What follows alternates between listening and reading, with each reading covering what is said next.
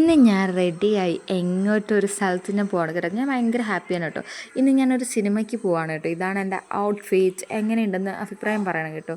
അങ്ങനെ പോണ വഴിക്ക് ഞാൻ എൻ്റെ മാമിയുടെ കൂടെ ഓട്ടോയിലാണ് ജംഗ്ഷൻ വരെ പോയത്. മാമിയെ കൊണ്ട് ഞാൻ നിങ്ങൾക്ക് വേണ്ടി ഹായ് വരെ ഞാൻ പറയിച്ചിട്ടുണ്ട് കേട്ടോ. നേരെ തമ്പാനൂർ ട്രിവാൻഡ്രം സെൻട്രലിലാണ് കേട്ടോ ഞാൻ ചെന്നിറങ്ങിയത്. അവിടെ നിന്ന് കുറച്ചുകൂടെ നടക്കാറുണ്ട്. നല്ല മോട്ടം വെയിലായിരുന്നു കേട്ടോ. എന്നാൽ ഉച്ച സമയമല്ലായിരുന്നു. ഏരീസ് ഫ്ലെക്സിലേക്കാണ് ഞാൻ പോയത് കേട്ടോ. എനിക്ക് ഭയങ്കര ഇഷ്ടമാണ് അവിടെ പോകാനായിട്ട്. ഇപ്പം നിങ്ങൾക്ക് മനസ്സിലായില്ലേ ഞാൻ ഒറ്റയ്ക്കല്ലാന്ന്? അതെ, എൻ്റെ കൂടെ വർഷമുണ്ട് ഗായ്സ്. നമ്മൾ രണ്ടുപേരും കൂടിയാണ് പോയത്. ഇത് കണ്ടപ്പോൾ നിങ്ങൾക്ക് മനസ്സിലായില്ലേ നമ്മൾ ഏത് സിനിമയ്ക്കാണ് പോയതെന്ന്? യെസ്, ആട് 3.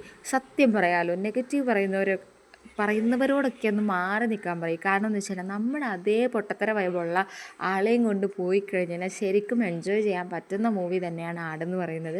ഒരു രക്ഷയില്ല, അടിപൊളി മൂവി തന്നെയാണ് കേട്ടോ. എനിക്ക് നല്ല ഇഷ്ടപ്പെട്ടു. ഈ തിയേറ്റർ ഇഷ്ടപ്പെടാൻ കാര്യം എന്താണെന്നറിയോ? ഇവിടെ ഇങ്ങനെ കുനുകുനാ സീറ്റാണ് കേട്ടോ. നിറഞ്ഞിരിക്കും. എനിക്ക് തോന്നുന്നു എത്ര 500 സീറ്റ് കാണുമായിരിക്കും. ഹൗസ്ഫുള്ളായിരുന്നു നമ്മൾ കയറിയപ്പോഴും. നല്ല അടിപൊളിയായിരുന്നു കേട്ടോ. ഇത് സിനിമ കഴിഞ്ഞിട്ട് എല്ലാവരും ഇറങ്ങുന്ന ടൈമാണ് കേട്ടോ. കൊള്ളായിരുന്നു, അത്യാവശ്യം കൊള്ളാം. കൊള്ളായിരുന്നു, അടിപൊളിയായിരുന്നു. വിനായകൻ സൂപ്പർ. സ്റ്റോറി എങ്ങനെ ഉണ്ടെന്ന് വെച്ച് കഴിഞ്ഞാൽ ടൈം ട്രാവൽ, അതാണ് സംഗതി. ഇതിന്റെ പാർട്ട് 2 ഉണ്ട്. കോമഡി അടിപൊളി. ആ മൂവിയിലൊരു സീനുണ്ട് ലാസ്റ്റ്, അതൊരു സിനിമയിലും ഇല്ല കേട്ടോ. ശരിക്കും എൻജോയ് ചെയ്ത സീനായിരുന്നു. അത് കഴിഞ്ഞ് ഞങ്ങൾ നേരെ പോയത് പോത്തീസിലേക്കായിരുന്നു കേട്ടോ.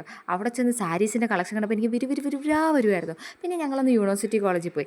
അവിടെ എന്തിനാണെന്ന് ചോദിച്ചു കഴിഞ്ഞാൽ നല്ല റോസ് കളർ പൂത്ത് നിൽക്കുകയാണെന്നുള്ളത് വർഷം സ്റ്റോറി ഇട്ടിട്ടുണ്ടായിരുന്നു കേട്ടോ. അങ്ങനെ അവളെയും കൊണ്ട് ഞാൻ അത് കാണാൻ വേണ്ടിയാണ് അവളെ കോളേജിൽ തന്നെ പോയത്. അവിടെ ചെന്നപ്പോൾ ഞാൻ കണ്ട കാഴ്ച അവൾ വളരെ ദാരുണമായിരുന്നു ഗൈസ്.